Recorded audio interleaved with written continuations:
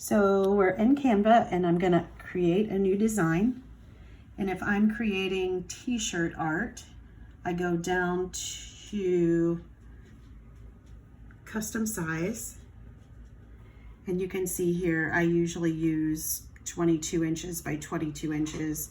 If I'm doing 12 inches wide, I'm gonna change this to inches. Oops. And then I'm gonna double my size. So if I'm doing a 12-inch image, I'm gonna do 24 inches. And then I'm just gonna create a new design. And so this canvas is 24 by 24 right here. So I know that when I upload an image, and I've already put my image in here that I created earlier.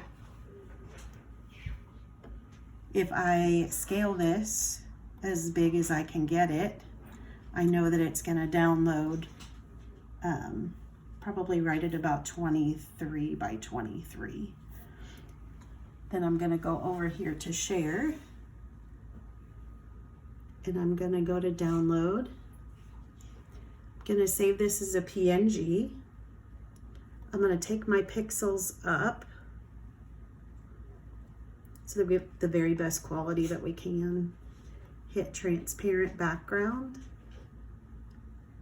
and download. Perfect. Thank you.